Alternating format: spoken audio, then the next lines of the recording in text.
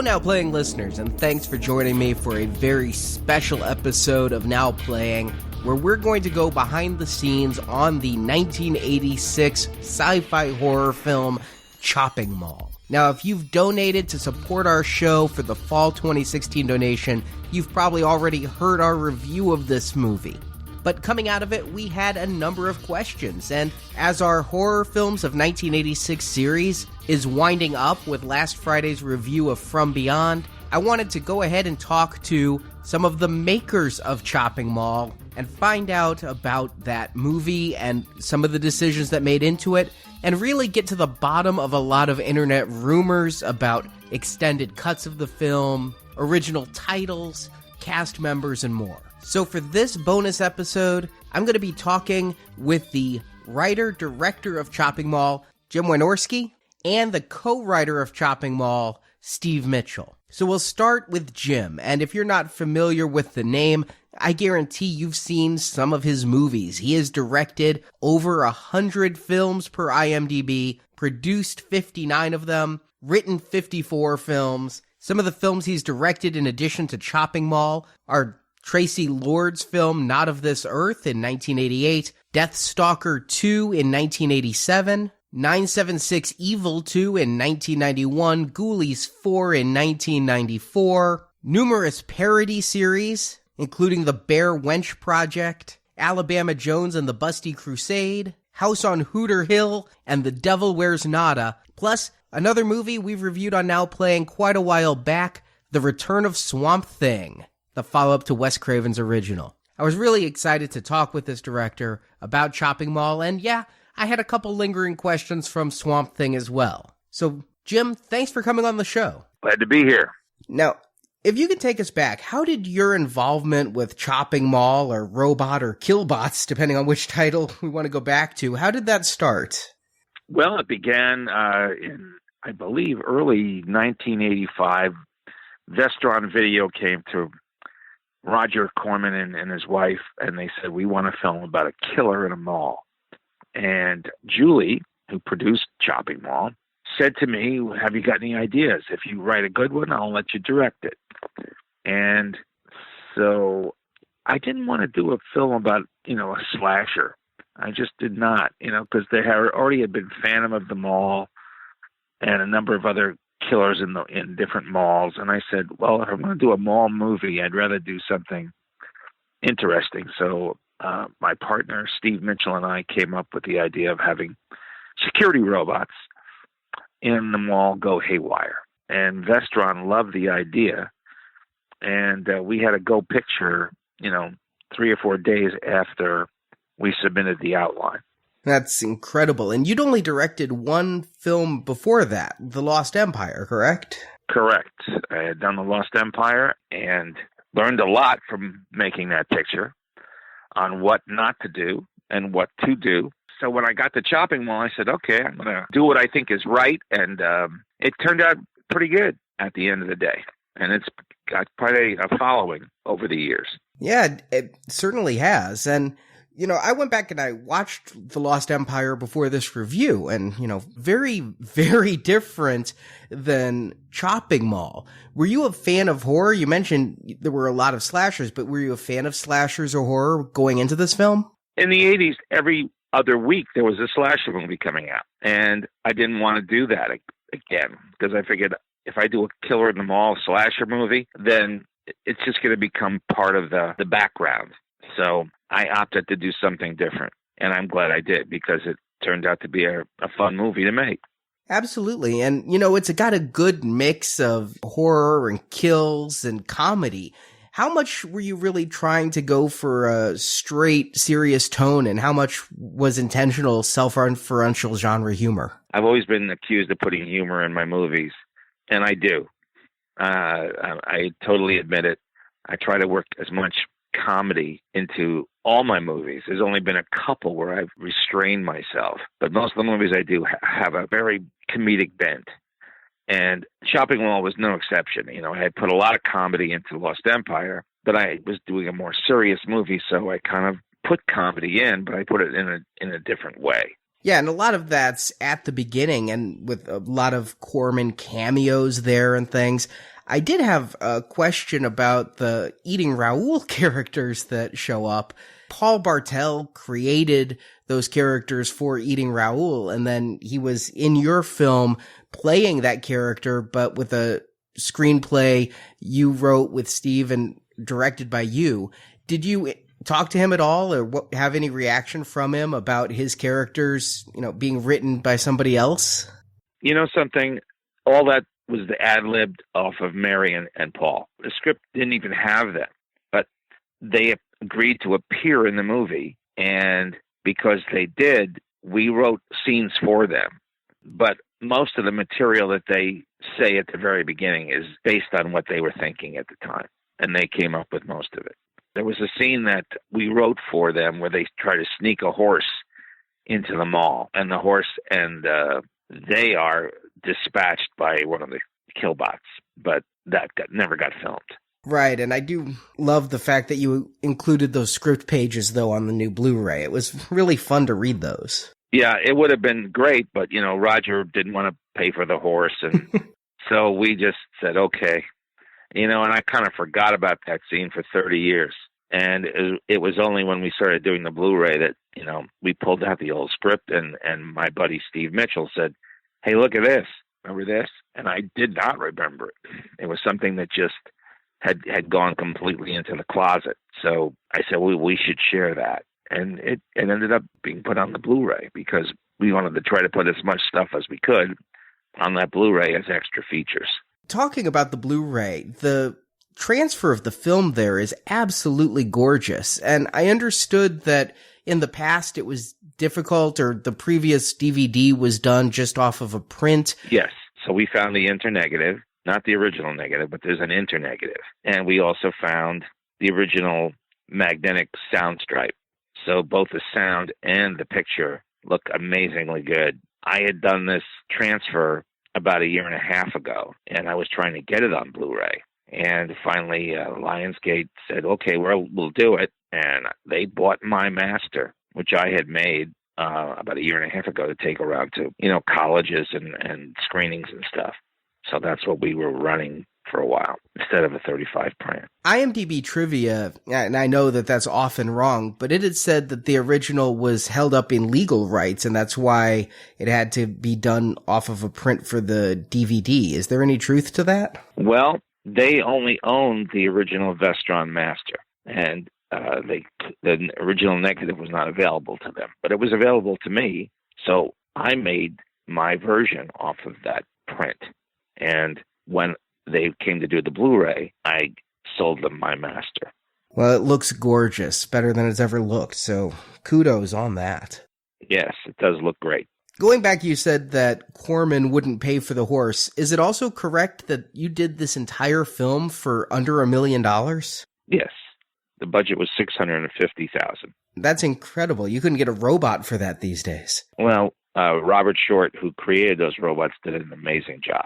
And I was very, very impressed with his work. Still am. There's a little bit of talk on the Blu-ray features about how this was originally screened as Killbots and then changed to Chopping Mall. But again, internet being what it is, I'd read that 20 minutes were cut out of the film before it's re-released. That's total bullshit. Okay, good to know. The film was always 77 minutes long. So whoever came up with that thought is just talking through his hat, because the film is always 77 minutes long. And we originally did a test screening in Arizona under the title Killbots, and it didn't do very well. And then we pulled the film back, and we screened it again.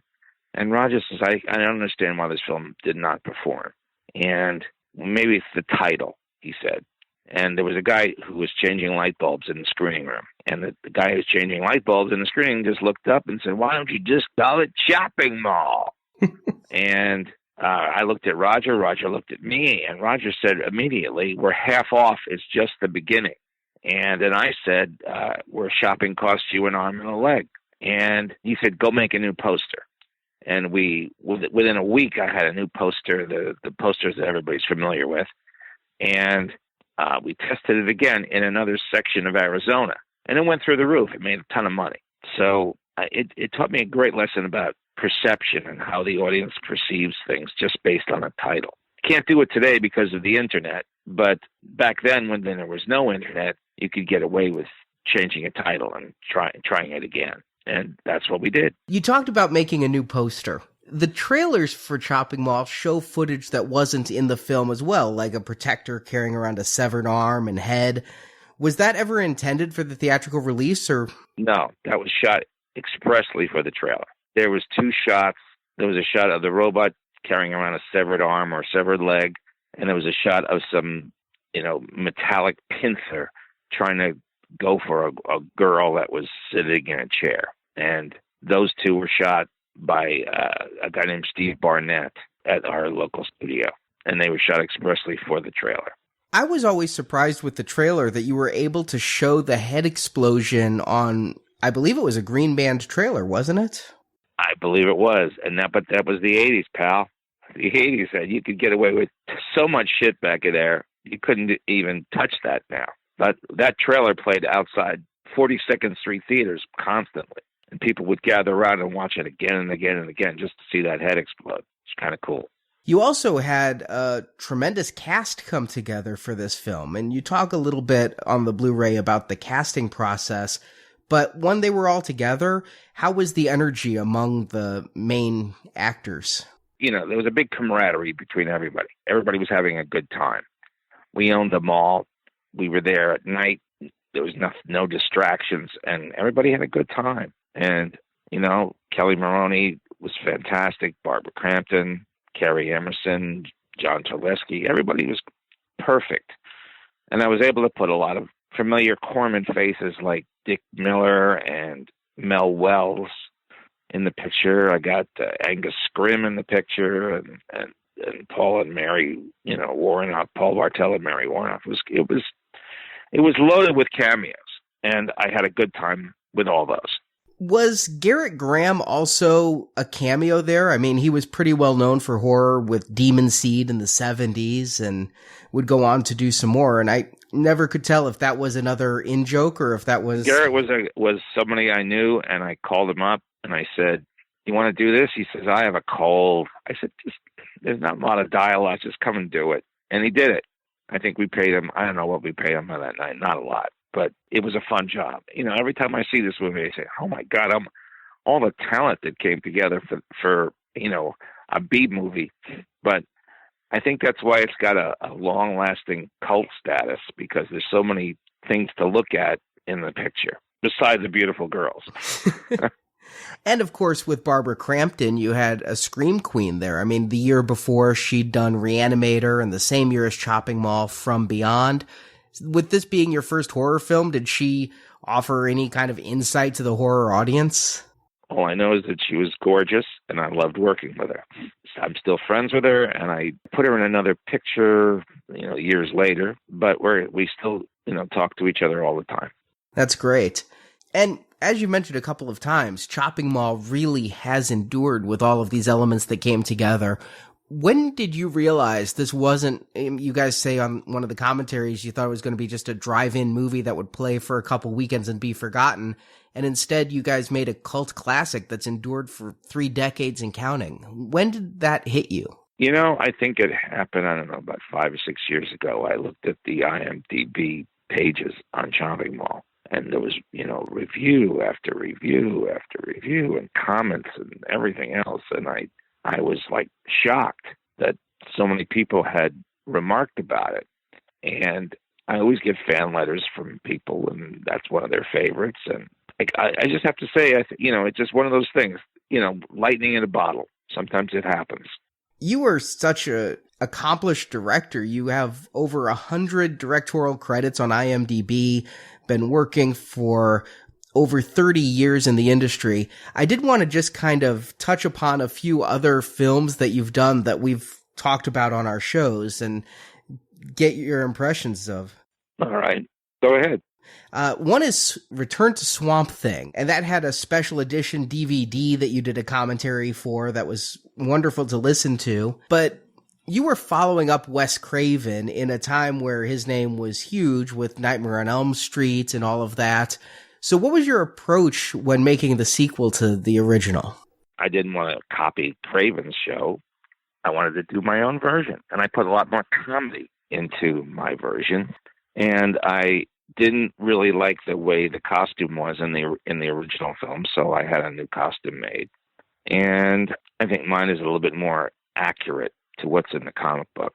And it was fun working with Heather Locklear and Sarah Douglas. And Louis Jourdan was a prick, hated his guts. The rest of the cast were great. Monique Gabrielle, Joey Segal, they were all great to work with, except for Louis Jourdan, who I hate. You went into that a little bit on the commentary too. That's funny to hear you speak so bluntly about it, though. But no, he's a creep from a long line of creeps. Okay, and I think he's dead now, which is probably a good thing. Yeah, died, I guess, last year in his 90s. Well, pricks live a long time, I've heard. So, anyway. Was any of Return to Swamp Thing done with the intent of setting up the television series? Because I know they used some of the props. Absolutely not. Okay. Absolutely not. There was no talk of a TV series when I was doing that. This was just, I'm going to do my version of Swamp Thing, and I did. And it turned out pretty good. And you've done a number of sex scenes in your career. Oh, no, Arnie, what are you talking about? Come on. Was Swamp Thing one of the strangest? Yes. I mean, you have Heather Locklear eating a little bit of plant and... Yes, it was. But, it was something that we put in the script, and I said, this is how we saw it, do a love scene in Swampland. And then you switched and made him appear human after a certain point in that scene. And it wasn't even Dick Durock. Why not leave him or him in the plant suit for the rest of the scene? I didn't want to do that. Simple as that. I wanted to show two human beings embracing in slow motion in the swamp. And I felt that would be more romantic. And if I had left her making love to the suit, then I think it wouldn't have been the same scene. So looking back at your career, where does Chopping Mall rank as far as fondness for your films? There's something, except for a couple of titles, most of the films I've done, are good fond memories for me. I've done a lot of films. Beyond the 100 I've directed, there's probably 70 more that I've produced and written. And it's quite a lengthy list that I couldn't even attempt to remember them all single-handedly. I'd probably need to go to IMDb. But again, I like a lot of them. There's each of them has good memories. You can kind of tell who I was dating if you start watching them in order. And it was a lot of fun to make those movies. And what are you working on now where fans of your films can see more of your work? Well, I have a film called Cobra Gator coming out very shortly.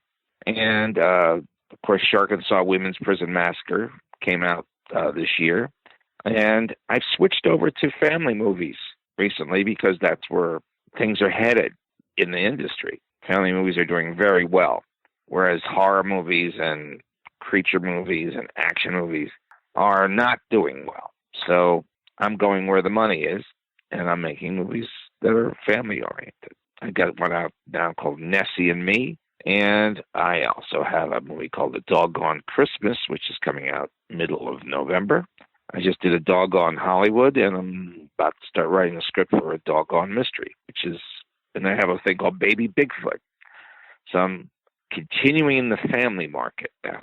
But who knows, another year things will change again, and I'll be doing something else. You have to follow the lead of the studios in trying to make films that people want.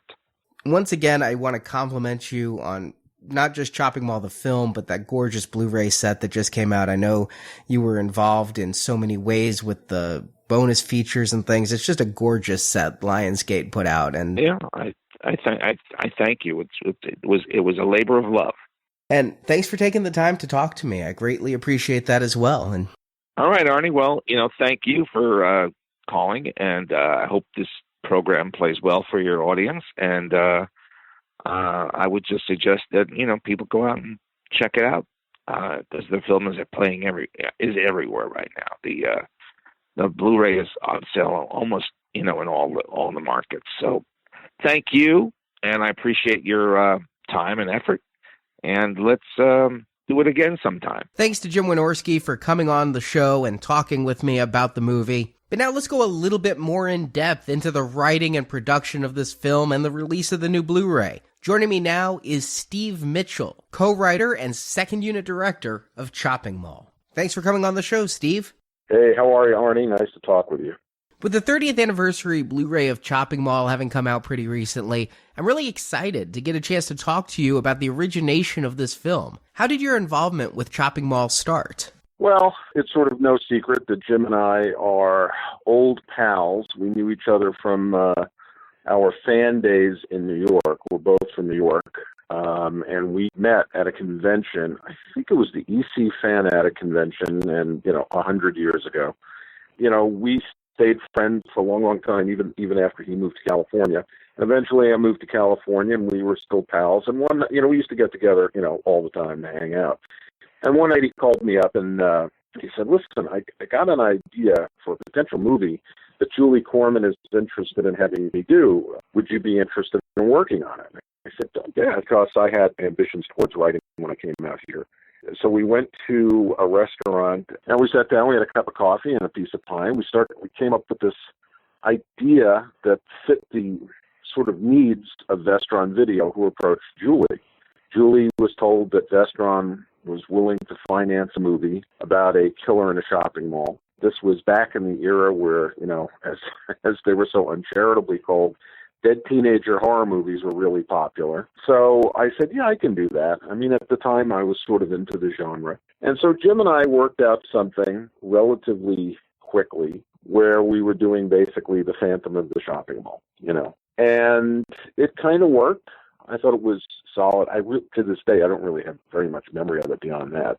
And then Jim said what was to be maybe the most important sentence in the history of Chopping Mall, which is, why don't we do it with robots?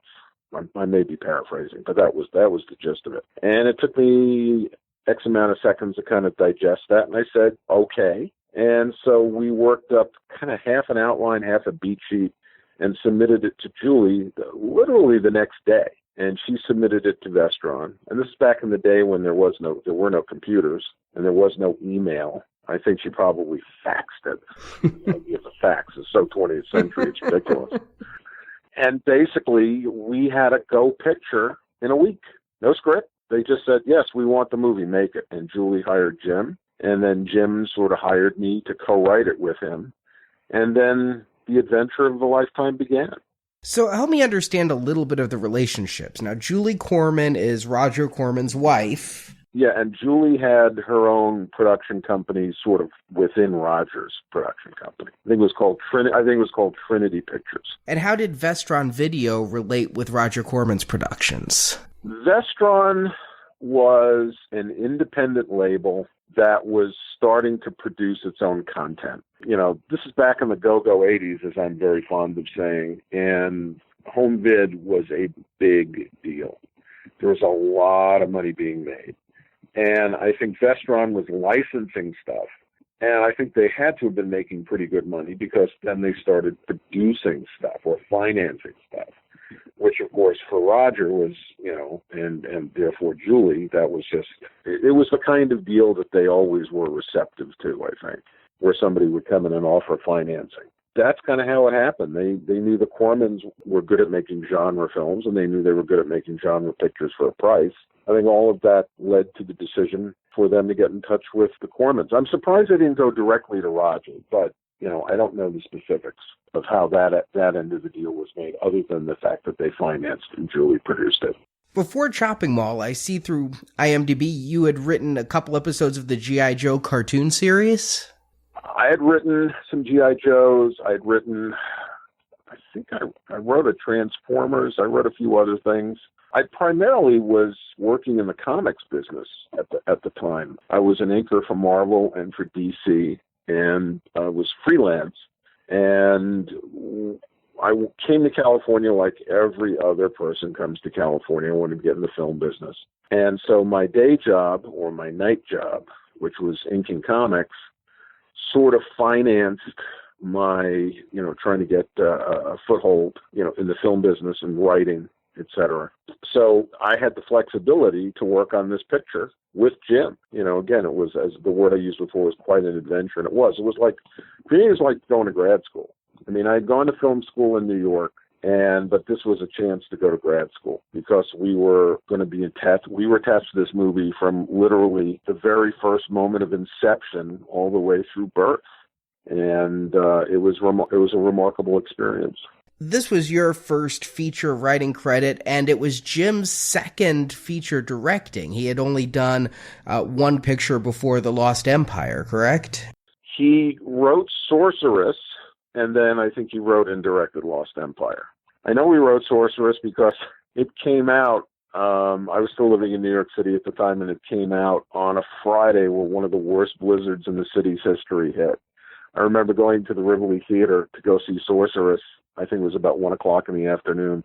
And I came out about, a little less than 2 hours later, and it was still snowing. And it kept snowing and snowing and snowing and snowing for, the better part of a day and a night. And I wonder how the business on Sorceress was affected by the weather. I'm sure Roger wasn't happy. Both of Jim's previous films were kind of sword and sorcery films. Right. Not horror related. So how did you two feel going into a slasher film in the 80s, which really was the heyday of that type of film?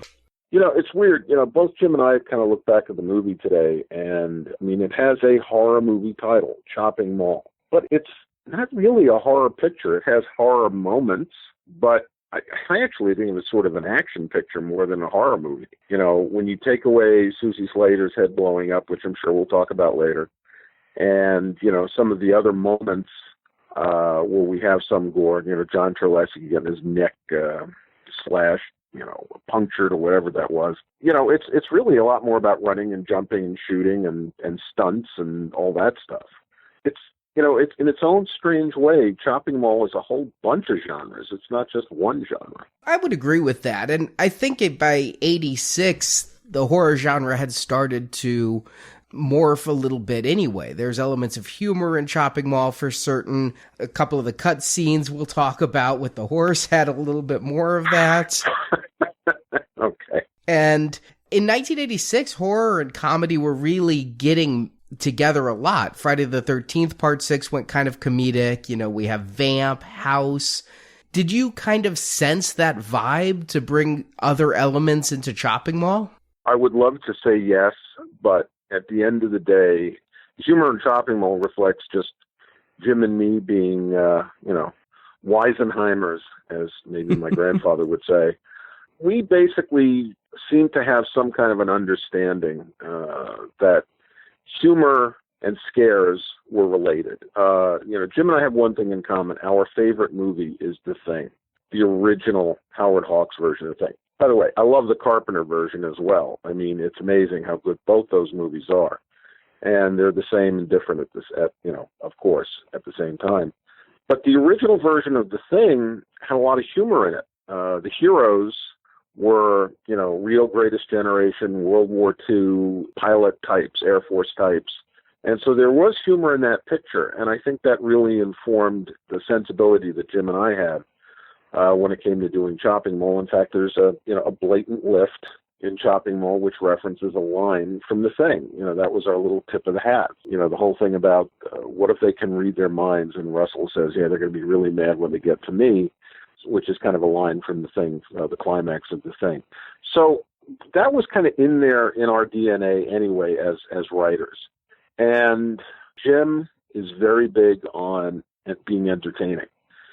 That's his nature. I think that's, one of the tropes of a lot of his movies. So we just kind of went with it, and we had fun with it. The thing was, for me, I said, well, I may never get to do this again.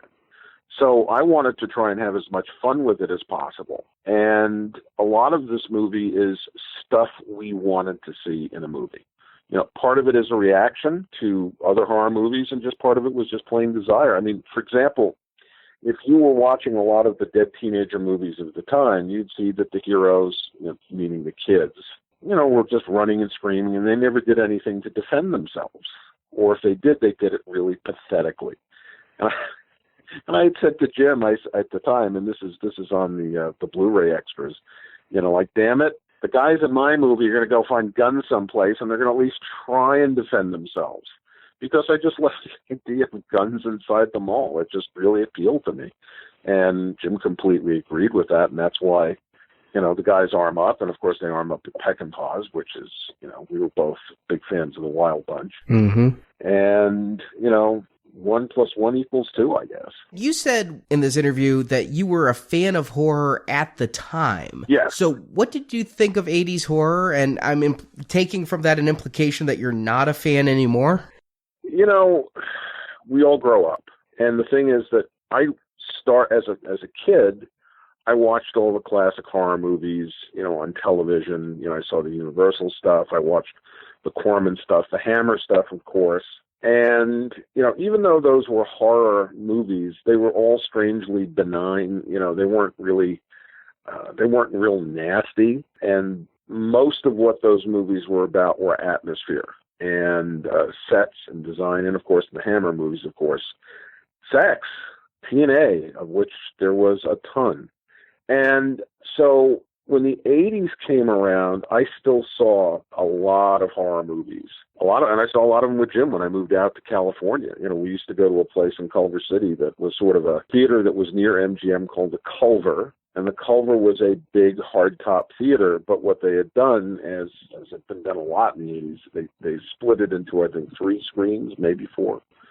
And they ran drive-in fare all the time. So we used to go see a lot of B movies and genre pictures and drive-in fare, because it was something you did with your buddies. And that was part of kind of the social environment of the time. And I still enjoyed those movies up to a point where, if I'd never seen another dead teenager movie again, that'd be fine, because how much more can you do? And today, there's not a lot of horror that I watch. I think I'm not a big fan of gore porn, which a lot of horror movies have become. And, as your taste buds evolve, the movies I enjoy usually have deeper levels of character. And so they were a lot of fun at the time, but they're not as much fun for me now. Although there's certain, movies from back in the day, like, for example, John Carpenter's The Thing is one of my all-time favorite movies. I just think The Thing is one of the all-time great stories. But not to get away from Chopping Mall too much. And it's loaded with gore, and I don't care. I love it. It's great. But I'm not a big fan of gore per se, But, it's like any genre. I'll go see the good ones. But I'm not a slave to it the way I think I was when I was younger. When you talk about The Thing from Another World and John Carpenter's The Thing, there's a lot of paranoia, mistrust. If you look at the original, the fear of communism and such. Mm-hmm. Did you have any such aspirations with Chopping Mall, commentary on 80s culture and things when you were writing? If we did, or if I did, I don't know that we discussed it a lot. In the beginning, during the main title sequence where we basically show, the mall during the daytime, with 30 years between then and now, I guess maybe we're talking about the nature of consumerism and where America was at the time. But I don't know that was really intentional. I think it was primarily, it's like, here's the mall. This is what it is like during the daytime when it is full of people and full of life. And, we thought it was also a chance to get in some humor. The humor was kind of important to us. I don't think Jim or I ever had a moment where we said, well, we got to make it funny. It's got to be funny.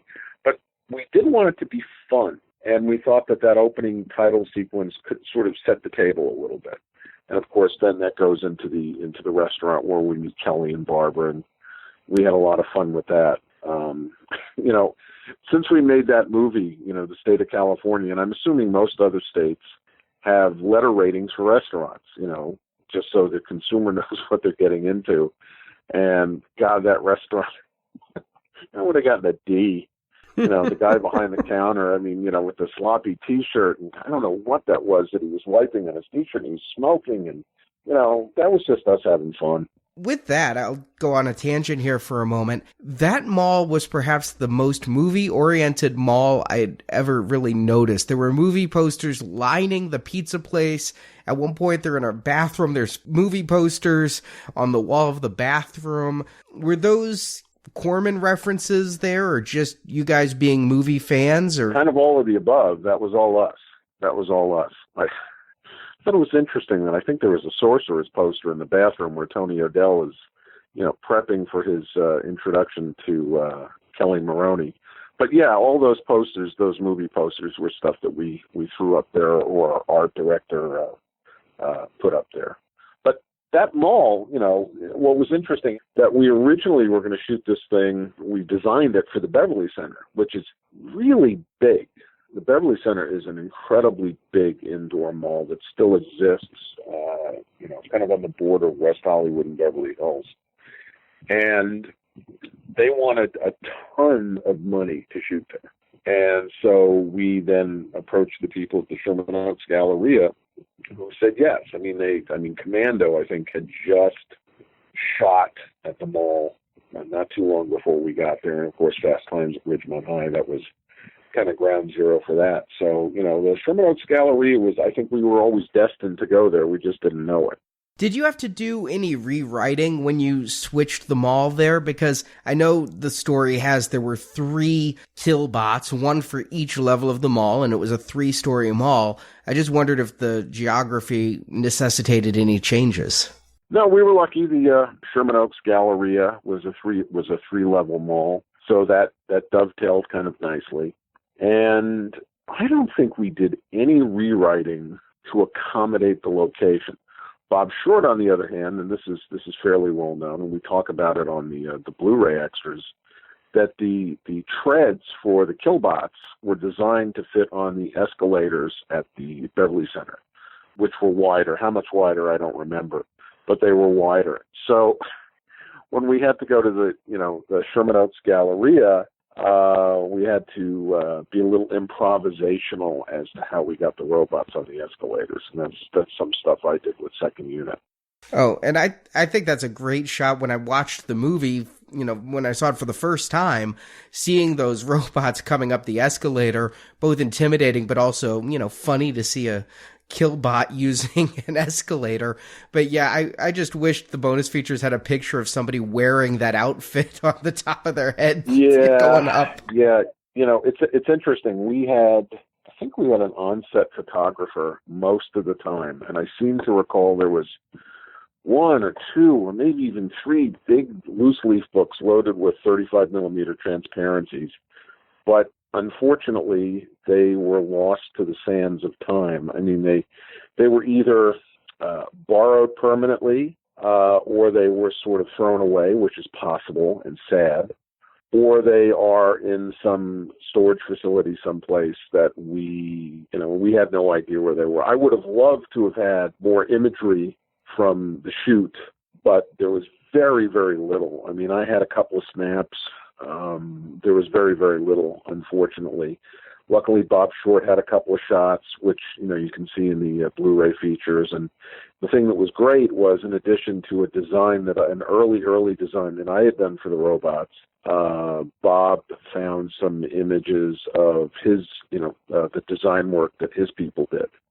So that's one of the things that's really different with the Blu-ray from the original DVD, which I also produced and directed that featurette where, we talked about the killbots. So, there is something new for the fans to see and to learn if, they look at the Blu-ray today. To go back to your writing of this a little bit, one thing you said earlier this interview was that you feel the, dead teenager movies lack characterization and, they're just flat characters up for the slaughter. I'm paraphrasing you there, or my interpretation of what you said. Okay. Did you do anything with Chopping Mall to try to differentiate that and give these characters more depth than you'd find in Friday the 13th Part 5? I would love to say we did, but looking back, I don't know that we actually did anything like that at all. The thing that we did, and I think that worked for us tremendously, was the casting. And Jim and I cast the movie. There is no casting director credit on that picture. We did the casting. We brought in everybody to the Corman's office. We saw everybody. And we were very, very fortunate that we found a great cast.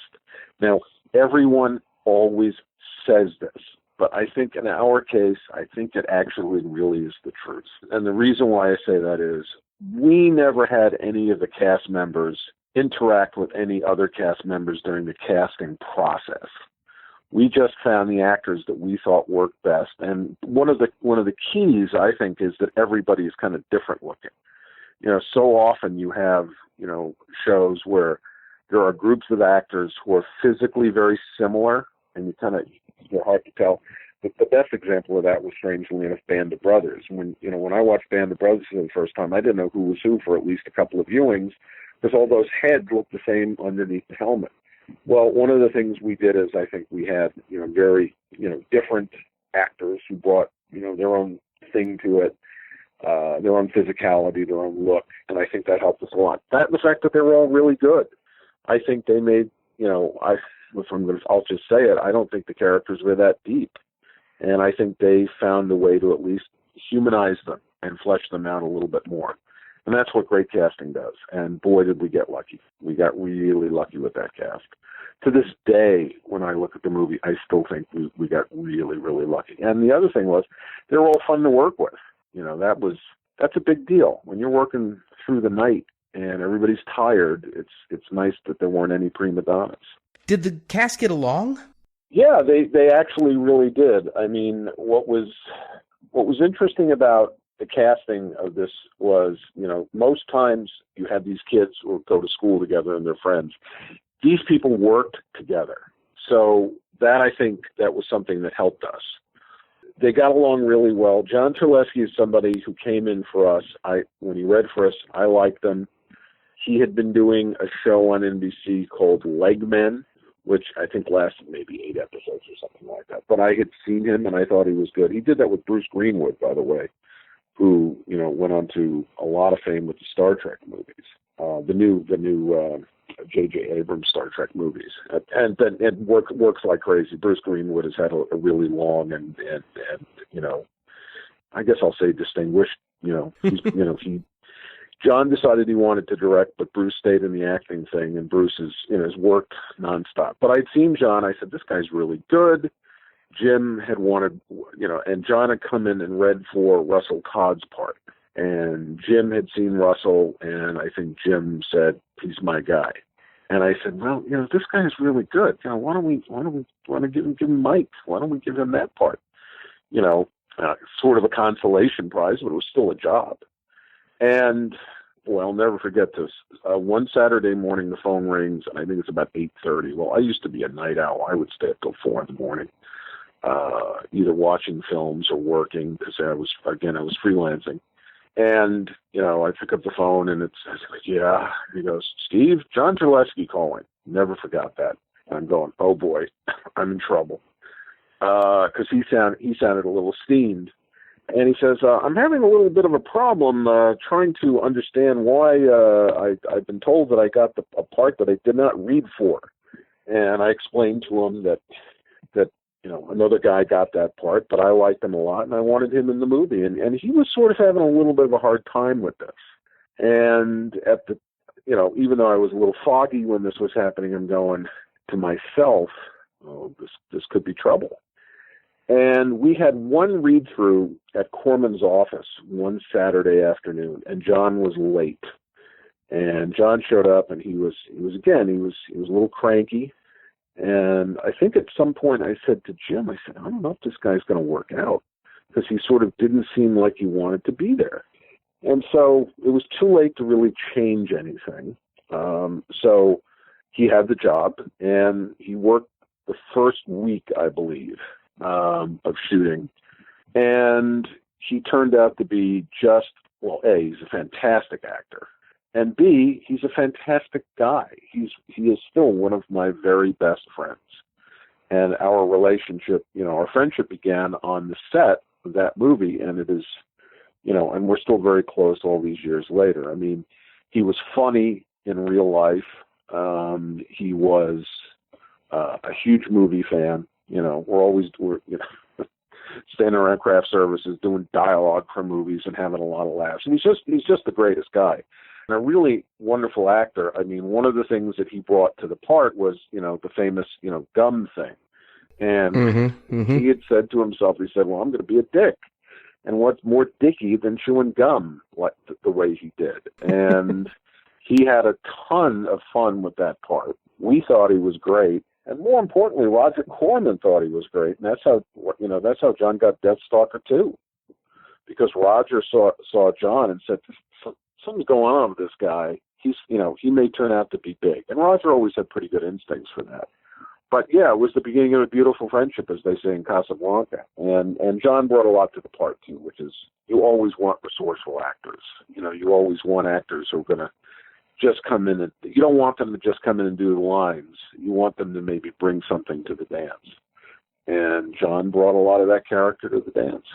With you guys being friends now for so many years, did you tell him the story of how you didn't think he was going to work out? Oh yeah, no, he knows that. I mean, it's just one of those things where you start in one place and you don't necessarily know where it's going to go, and we laugh about it a lot, when on those rare occasions when we talk about it. But man, am I glad I said let's give this guy the job.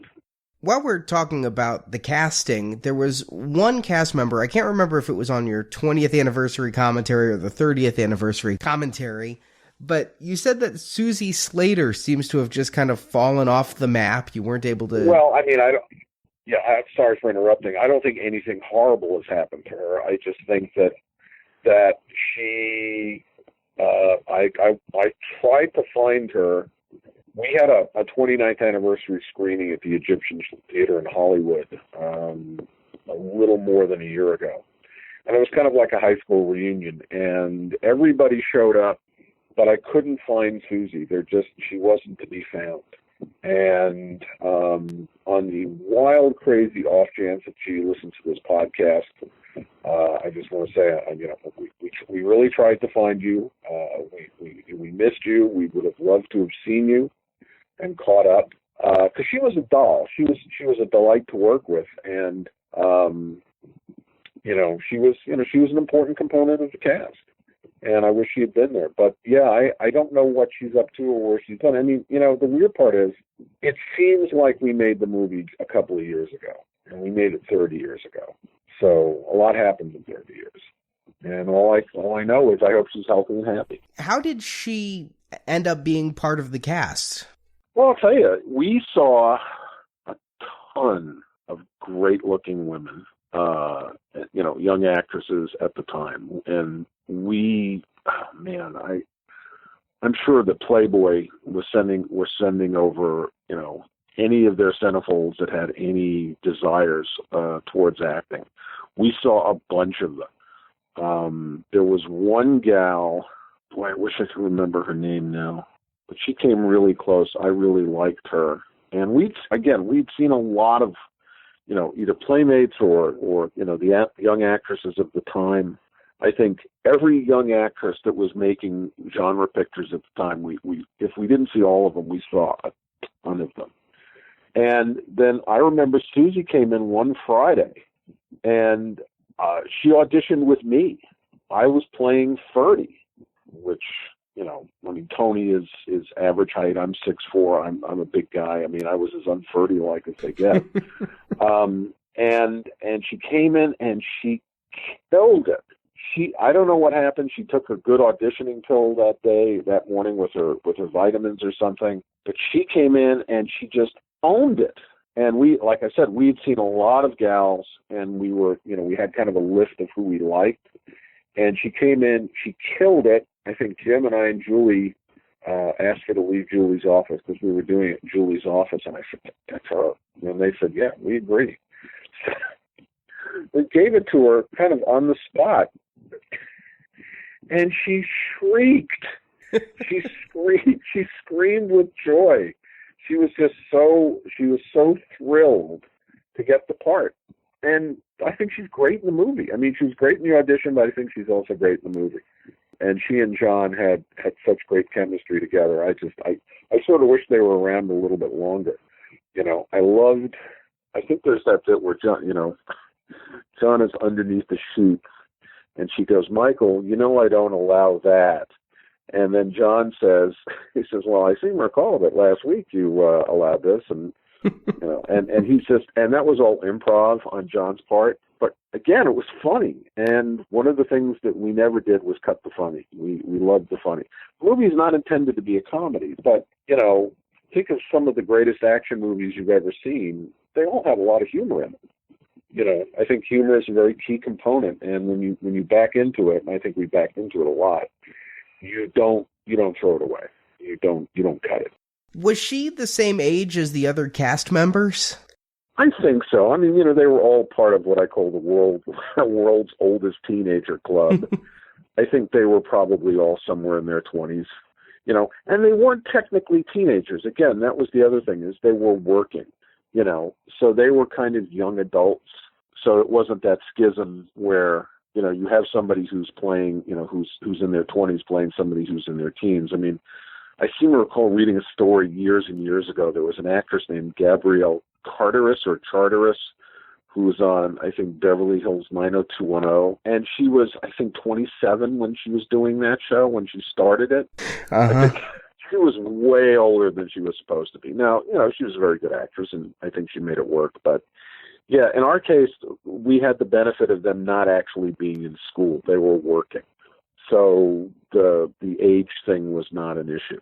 And I think they were all, every member in the cast was within a year or two, age-wise. And also you had Barbara Crampton, who at that point would have already done Reanimator, and the same year as Chopping Mall, From Beyond came out. So she was kind of your scream queen, right?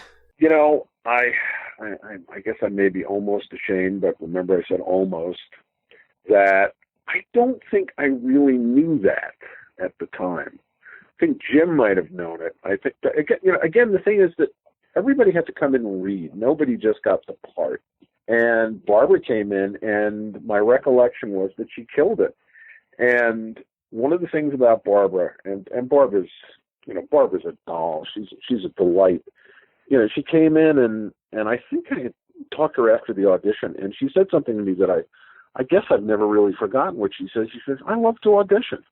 I think a lot of actors, Carrie Emerson, for example, don't like to audition. When I saw Carrie at the reunion screening last year, I always wondered why she sort of gave it up. And she told me, she said, "Well, I didn't like to audition." Carrie was stunning to look at. Mm-hmm. Women don't look a whole lot better than Carrie.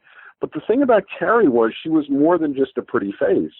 I thought she was really good in Chopping Mall. I think there's at one point in one of the commentaries, she does that line and says, "I'm sorry, Freddie, I guess I'm just not used to being chased around the mall in the middle of the night by killer robots." Now, I will completely admit that is a stupid line. That is a dopey line. And it's wordy, and it's tough for an actor. And again, when I was looking at the movie, when we were doing the special features, the new special feature, I said to my editor, I said, "God damn it, look at what she did. Look at what she did with that. She took that stupid line and she made it work." And if you can do that line, which is a great line, by the way, it's a fun line, but if you can do that line, which is a mouthful to say, and make it work the way she did, she was obviously talented. And, perfect for any number of shows that could have been done in the 80s or even in the 90s. I think she did some soap opera work, maybe after she did Chopping Mall. I'm not entirely sure. It looks like she has one TV credit after Chopping Mall, and that's where it ends. So most of her stuff was before this. Well, she was a mom, but I always thought that Carrie was sort of a really, probably a potentially good career that never quite, came into focus. And she didn't like to audition. Whereas Barbara, Barbara is just, oh man, I was going to say ballsy, but, that's not usually a word you ascribe to a woman. But, Barbara's ballsy. She just kind of walks in and does it. She just comes in and owns it. I love actors like that. No fear. And Barbara just seemed to be fearless. and that was great. So what are your recollections about the release of this movie and its reception back in '86 when it was released to theaters? I think it was probably reasonably successful. I mean, Roger had distribution costs, but he didn't have to pay for the movie. The movie was paid for. So all Roger had to recoup were probably his distribution costs. And my guess is he had, oh boy, maybe a couple of dozen prints or something like that. They were probably playing regionally. I think when those video deals were made in the 80s, I think a certain amount of cities, the movie had to play in a certain amount of cities, and sometimes those cities were part of the deal. But I don't know that Chopping Mall played everywhere, although I think it had a wide-ish release. And when I mean wide-ish, I mean I think it played a lot of cities or places, but it wasn't like, when a movie opens on Friday, it goes to 3,000 screens. My feeling is those prints, and this is the case with a lot of Roger's movies, they would literally sort of work their way around the country. So Roger may not have made a lot of prints on the movie, but I know it did play, and it did play in New York City. There was a snapshot that one of my buddies took of the logo, the marquee rather, for the RKO Twin on Broadway, and there was the bright red Chopping Mall logo. It's very interesting. New York City in the old days, Times Square looks nothing today like it was back in the day. 42nd Street as well, which was basically the home of Grindhouse Cinema. That those theaters on Broadway sometimes would be playing these really big studio films, and those big studio films would sometimes tank. And so every once in a while, you would get these B movies, these drive-in movies, playing at these big 400 or 500 seat houses in New York City. I mean, I'll never forget I think it was a Tuesday night, I went to go see that Crown picture, Beach Girls, at the Lowe's State on Broadway. And I was with a few of my buddies, and I think there were about 10 people in the theater for a 10 o'clock show of Beach Girls. But, Crown was able to get that movie booked at the Lowe's State on Broadway for a week. Now, the Lowe's State, for perspective, was, it was a twin theater, and I think each theater had 400 or 500 seats. And that's where movies like The Exorcist played. That's where movies like The French Connection played. That's where The Godfather, I think, played at one time. It was a prestigious Broadway house, just like the RKO was, just like the Rivoli Theater, which was just up the block. I think that's where Sorceress played. Sorceress, which was, Jim's, I think, first produced screenplay. That's a drive-in movie to be sure. And it's playing at the same theater Jaws played in for months. And this is the one thing I kind of miss about the old days. I kind of miss the idea that, if you wanted to see a movie, you had to go see it in the theater.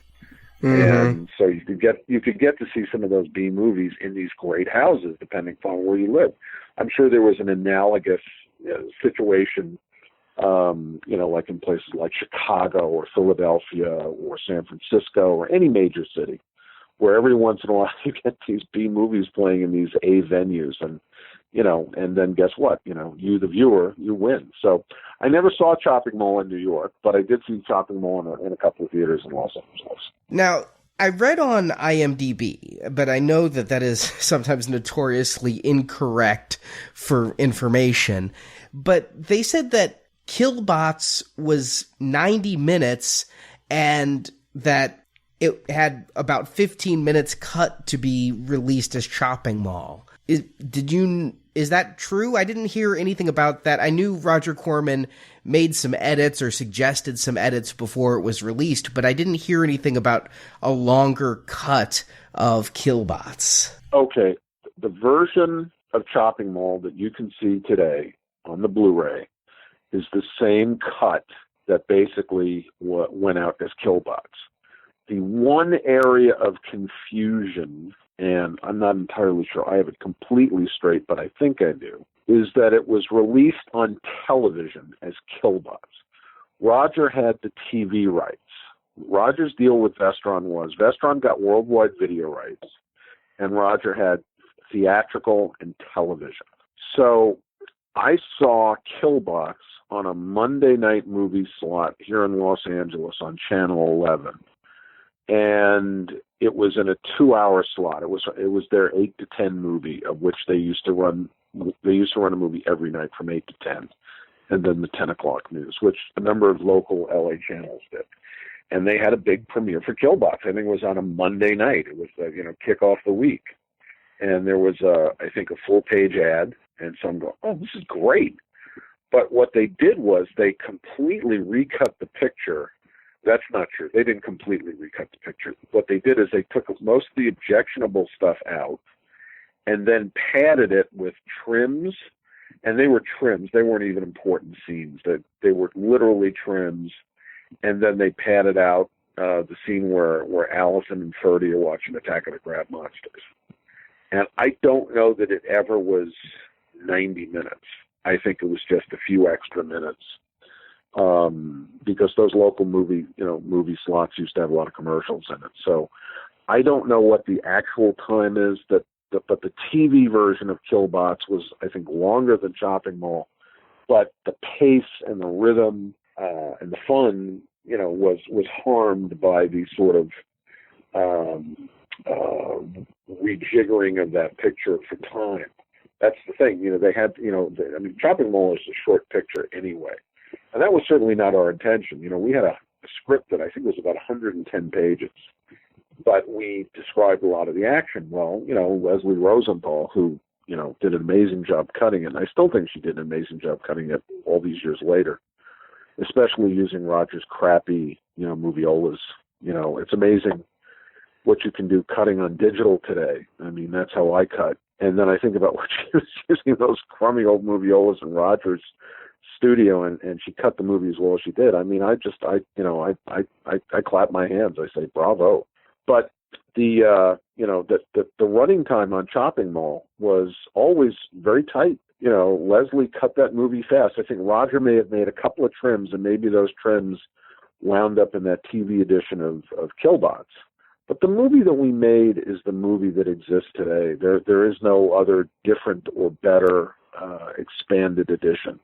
That's the other reason why, you go back to those scenes with Paul and Mary, with the horse, trying to sneak the horse into the mall. I mean, I'm sure if we had shot those would be in the movie, and the movie would probably be, maybe 79 minutes or even 80 minutes. I'll tell you one thing, though, Roger was not going to release a movie over 80 minutes. Roger liked to make movies where they would fit onto 4 reels, because he didn't want to have an extra reel or any extra print that he would have to pay for. With those trims that were discussed, and I know in the bonus features it was said that primarily there were character moments, and you guys did a great job of explaining how the pacing of the movie, was improved by cutting those.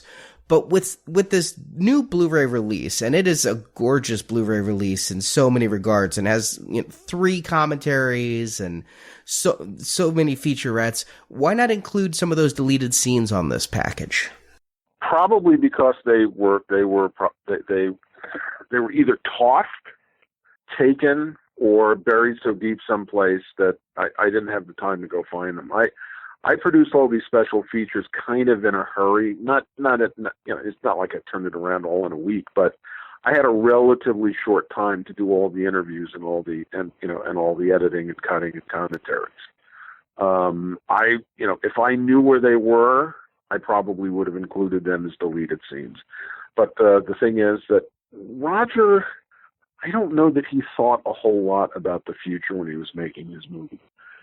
Even though home video was kind of booming at the time, the notion of extras was not quite really. I don't know if extras really came in during the VHS days at all. I think it was with Laserdisc when people were starting to do things like extras, and then when DVD kicked in, that's when extras, I think, were becoming almost commonplace. I mean, everybody sort of expected them. But, who knows what happened to those trims? I mean, maybe they're with the negative, but the answer is I don't know. The simple answer is I don't know where they are, and I don't know where they were, and that's why we didn't include them. And I don't know if you have a question for this, but I'll segue into this, is that the one thing that's great about the Blu-ray now is it's in a theatrical aspect ratio of 1 to 185. When we shot the movie, we composed it for 1 to 185. But Roger, because he knew it was going to go to video, wanted us to leave it to the aperture open, so it was open matte. So there was not a hard matte on the picture. Now, when I shot second unit, I actually was lucky enough to shoot some scenes with, some of the actors. And one of the scenes I shot was the girls in the air duct. And I composed it so it would be sort of tight and claustrophobic on them. And that scene never played quite as well for me because it was, because of the open matte for home video. The girls had a little bit more room in the frame, and that was not my intention when we shot it. I wanted it to be tight and claustrophobic and, to try and get across the idea that this was not fun. And so now the Blu-ray, what's gratifying for me in that scene and the other scenes I shot, but especially this scene, when you're seeing it in the proper aspect ratio, the scene just, for me, plays better. The scene, I'm sure, played fine, for people watching it on VHS. And in point of fact, I don't know if you knew this, but the movie was unbelievably successful on VHS. I was told by somebody who used to own a video store that they heard that the movie sold 500,000 units or more, but somewhere around 500,000 units. Well, Vestron was probably wholesaling that tape for, let's say, $35 maybe. And I don't have a calculator nearby, but if you do the math, Vestron made a lot of money with Chopping Mall. That they made a ton of dough with that. Yeah, I know it really found a huge audience at that time. And you talk about 500,000 units, and to just let our audience remember, this isn't when humans bought stuff. Only video stores were buying stuff because it was, wholesale price was astronomical. And so that was a huge number. Think about it, $35. The Vestron Blu-ray today retails for $39. And I've noticed on Facebook and some places that there's been a little blowback about the pricing. Well, it's designed to have a retail of that so that, Amazon can sell it for, $27, $28. The whole idea of this Blu-ray was that the Vestron line, that Chopping Mall is number one in, and I'm very proud of that, was the first of a Criterion Collection type approach to genre movies. And the whole idea was that these were going to be quality transfers with lots of extras, and they would become the definitive editions of these films. And I had said to my contact at Lionsgate, says, tell me, basically you're doing the Criterion Collection, but for horror movies. And he said, that's right. So the fans, have been looking for this for a long time. And not all that long ago, probably in the last 5 or 6 years, did I know that Chopping Mall was a cult picture. And Jim one day said to me, he says, when was the last time you looked at the IMDb page for Chopping Mall or the Amazon page? And I said, who knows? And he says, go take a look. And I saw not a few comments. I saw pages and pages and pages of comments.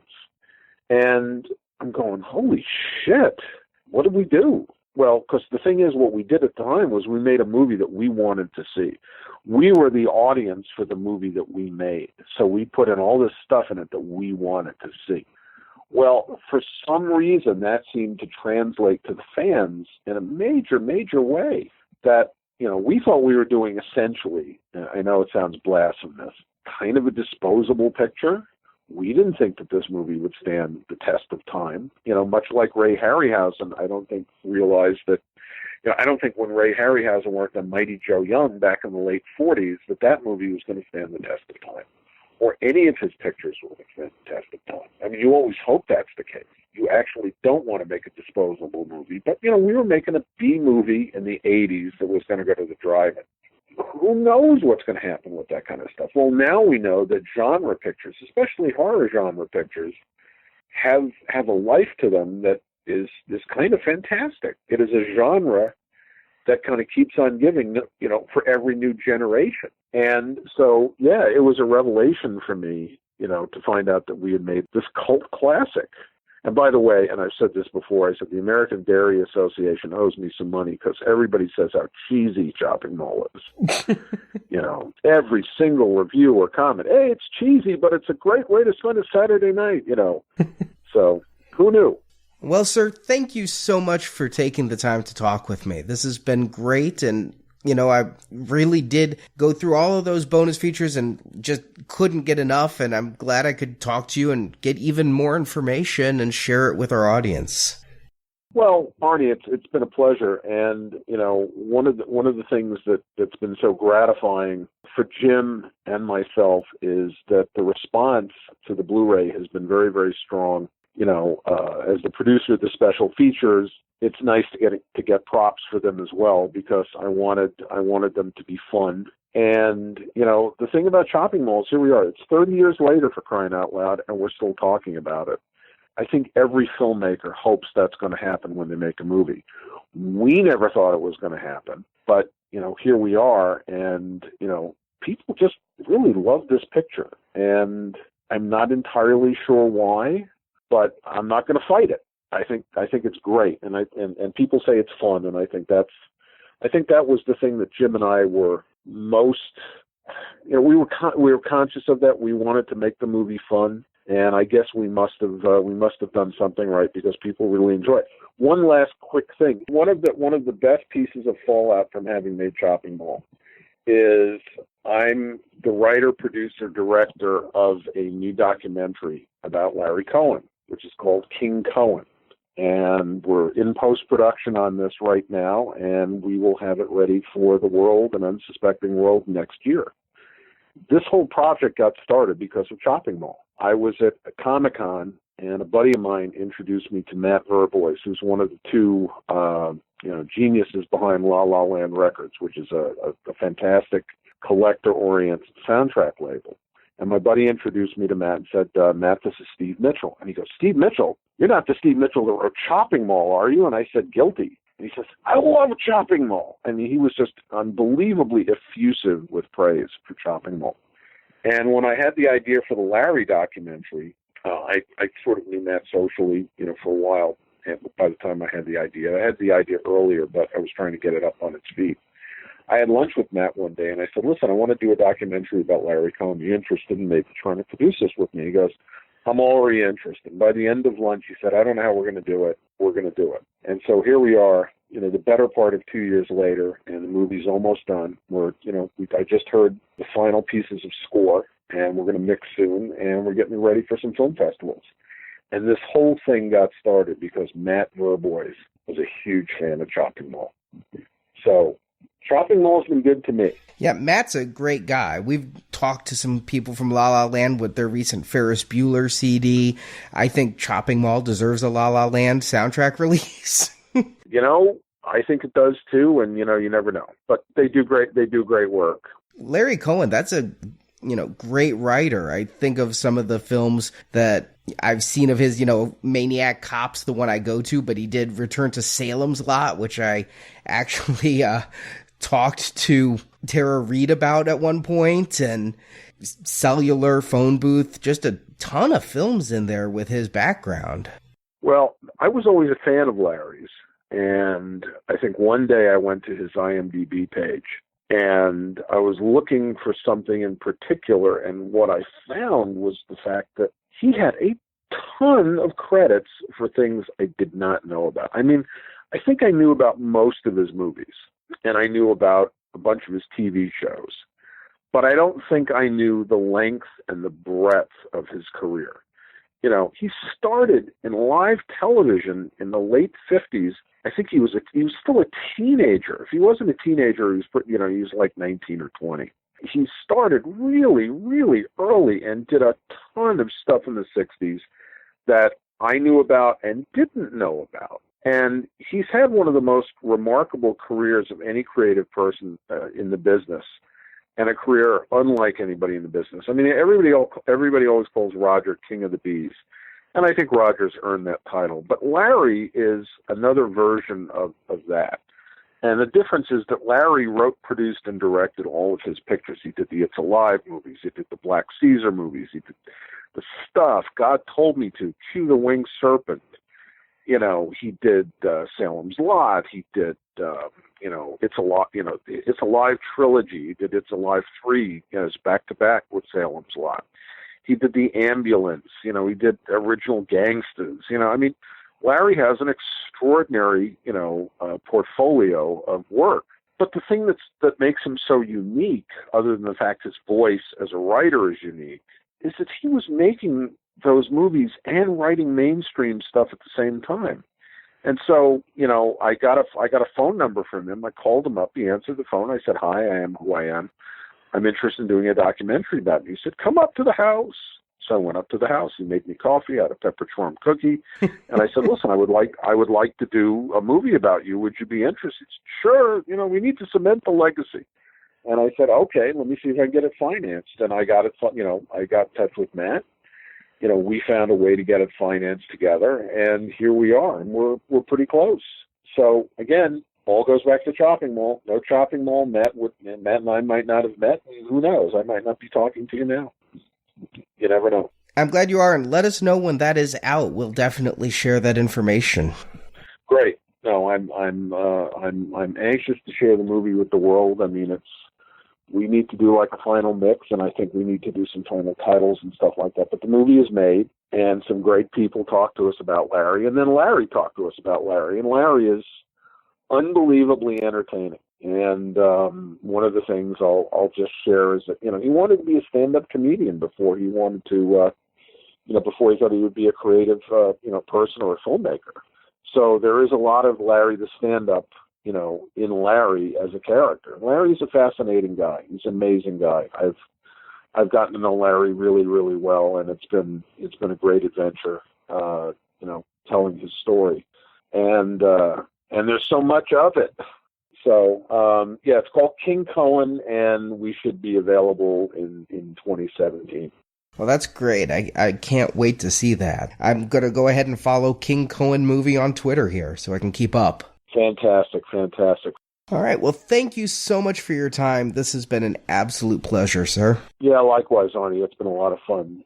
Thanks again, Steve, for joining me. And thanks also again to Jim Wynorski for spending some time talking with me about Chopping Mall. And thanks to the gentleman at La La Land Records and David Fine, who worked on several of the bonus features for Chopping Mall, for helping arrange these interviews. And remember, if you want to hear our review of Chopping Mall for a few more weeks, you can hear reviews of Chopping Mall plus 7 other horror of 1986 films. The Hitcher, House, April Fool's Day, Vamp, Deadly Friend, Trick or Treat, and last Friday's release, From Beyond.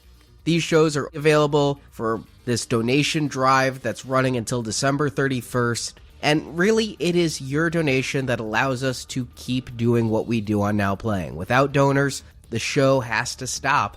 And it's thanks to donors that we're able to do so many bonus shows, not just the bonus donation reviews, but bonus shows like this one, talking to Jim and Steve. Thank you to everyone who's donated, and I hope after hearing our Chopping Mall review, you've enjoyed these interviews. And again, if you haven't donated, head to nowplayingpodcast.com/donate, or click the banner at the top of nowplayingpodcast.com. You can go silver level and hear 5 reviews of the Fly films. Gold level gets you the 5 Fly reviews plus the 8 horror movies of 1986 films. And if you go platinum, you can join us starting tomorrow with our reviews of the Reanimator trilogy. And thank you, and have a nice day. Ladies and gentlemen, that concludes the film portion of our presentation. If you enjoy the show we do week after week, help keep us on the air. You can find a link to pledge by clicking the banner at the top of our website, nowplayingpodcast.com. When I'm happy, everybody's happy. That's for sure. What's the magic word? Please. Oh, Mike, hurry back. The film reviewed in this podcast, in all dialogue, music, and sound effects used, are the property of their original copyright holders, and no infringement is intended. Linda, I'm sorry. I didn't mean to upset you. It's all right. I guess I'm just not used to being chased around a mall in the middle of the night by killer robots. Now Playing is a Venganza Media production, copyright 2016, all rights reserved. And no part of this show may be reproduced, repurposed, or redistributed without the written permission of Venganza Media Incorporated. Thank you. Have a nice day.